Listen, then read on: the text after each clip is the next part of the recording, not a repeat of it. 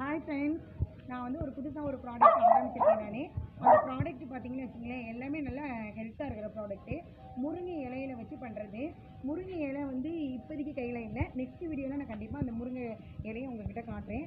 அந்த முருங்கை இலையை வச்சு நான் ஒரு பவுட்ரு பண்ணியிருக்கேன். அந்த பவுட்ரு பார்த்தீங்கன்னா நல்லா நம்ம எனர்ஜியாக நல்லா பிரிஸ்காக இருக்கிறதுக்காக அந்த பவுட்ரு பண்ணது.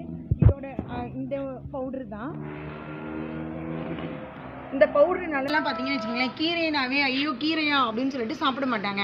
ஆனால் இந்த பவுட்ரு பார்த்தீங்கன்னு வச்சுங்களேன், அந்த குழந்தைங்களுக்கு வந்து இட்லி தோசை அவங்களுக்கு என்ன பிடிச்சிருக்குதோ அதை வச்சுமே நம்ம கொடுக்கலாம். நம்ம அப்படி இல்லை அப்படின்னு சொன்னோம்னா நம்ம ஹாட் வாட்டர் இருக்குது பார்த்தீங்களா, அது நல்லா காய வச்சுட்டு இது ஒரு ஸ்பூன் பவுட்ரு போட்டுவிட்டு நம்மளுக்கு வந்து சால்ட்டு, அதாவது சுகர் வேணும்னா சுகர் போட்டுக்கலாம், இல்லைனா சால்ட்டு வேணும்னா சால்ட்டு போட்டுக்கலாம். இதை போட்டு மிக்ஸ் பண்ணி டீ காஃபிக்கு பதிலாக நம்ம இதை குடிக்கலாம்.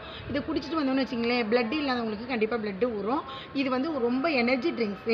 அதனால் கம்பல்சரி இது நீங்கள்